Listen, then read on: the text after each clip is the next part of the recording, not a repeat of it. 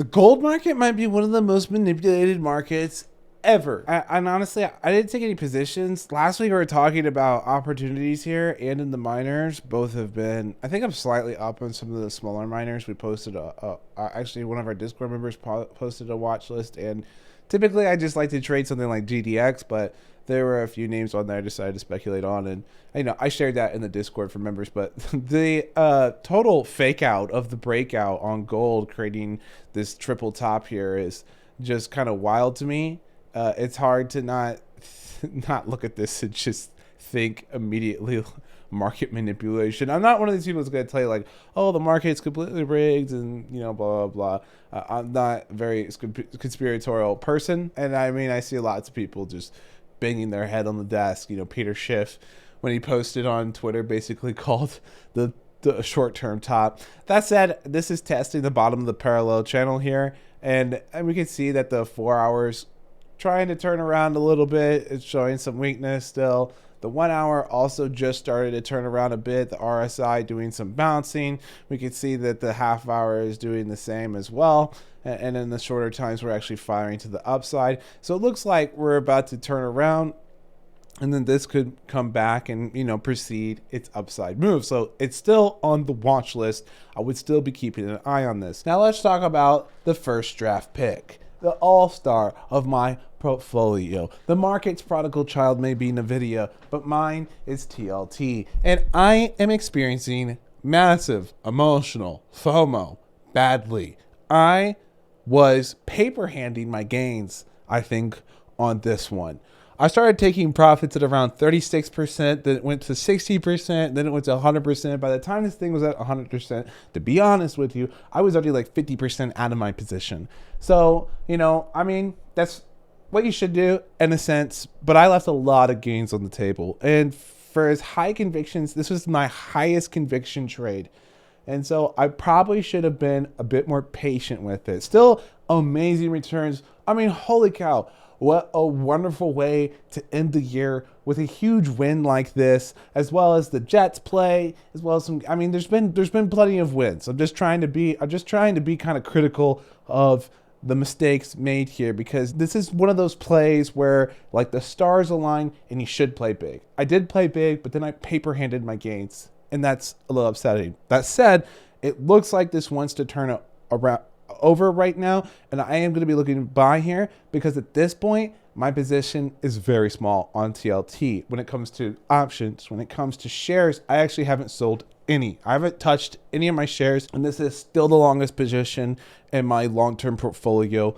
And so that is nice, but I'm looking to really maximize some returns here. I think this week, because we have a lot of economic data coming out this week, do not forget, we have Jerome Powell speaking as well. I'm expecting him to continue to have the higher for longer stance. How the market's going to take that as far as like the S&P, I don't know. Part of me kind of thinks that this is like an A wave that's playing out here. It could be a WXY instead though, and that we could go to 467. And so maybe the market will take the higher for longer and say, oh, that means the economy is doing great, we'll continue to rally. It could just maybe instead have a short-term down move and then continue to the upside just because of seasonality. Again, as long as this thing continues to melt up, I'm going to hold the perspective that means that it's going to be a really rough beginning to next year. And then we'll likely get the pivot. The TLT is trying to tell you a pivot early next year, maybe multiple rate cuts. I think that will actually be very bearish for the greater market, because it means that there's some, pretty extensive weakness. Some people are trying to say that this is already priced in the market over the course of the year. I don't know. Maybe. It would be highly unusual for a market that typically only looks about 3 months into the future. And again, if we do start to see some selling, remember this low liquidity environment, it's not going to take much selling to get this market to move pretty big. We talked about that last week. If you haven't seen that last week report, I highly recommend you go check out last week's report. A lot of the things I said there still apply right now. And a lot of those setups played out perfectly like Google. You couldn't have asked for a better signal to get back and get in long. I was talking right here about how I want to see an actual test at 32 at 130, and it was so generous it gave you 2 tests as confirmations to get long here. Big win right there for short-term options trading. But what I'm looking at for TLT is, have we pushed back below 90? I'll be a buyer again on my leaps. I probably will still only have the August expiration for 2024 and just continue to play those. I might roll up my strike. I had a 110 strike on those, and I might roll that up.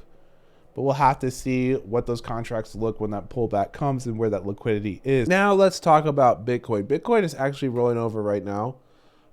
Pretty on brand amount of volatility on this move. And I want to say that it perfectly matches my charting, and my charting was obviously great. It was a little bit off. It went a little bit higher than I was expecting, but now we're getting a rollover.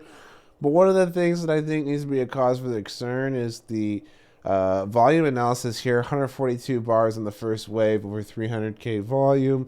And then if we look at the third wave, we only have about 85 bars and 130 volume. So you've got about half the amount of volume on the third wave, which is an invalidation of that wave, okay?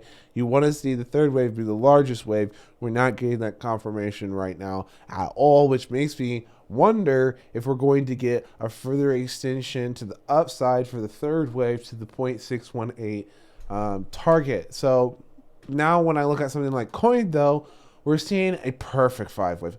You don't get much cleaner 5 waves than this. You have a perfect extension to the third wave, your complex second wave, your simple fourth wave. Your fifth wave could go to 157 right now. It looks like there's a small double top forming on coin, so I would keep an eye on this, see if it wants to break out this week and touch some new highs. But I think it's pretty clear that we're going to get a 3-wave pattern to the downside developing soon. However, Bitcoin looks far from done from rallying, right? Even if this was to do a 4th wave pullback right here, and then we get something up, I would have to reevaluate the chart. Maybe this 5-wave pattern is larger than I'm anticipating, and we're going to get some sort of, maybe 5-wave pattern within the third wave, and that's what I need to reassess. But as of right now, I think the narrative and the fundamental idea should be that the listing of the different spot ETFs and products that are currently in the chute, some like BlackRock, which they have a super high probability of getting approval, onto their historical record.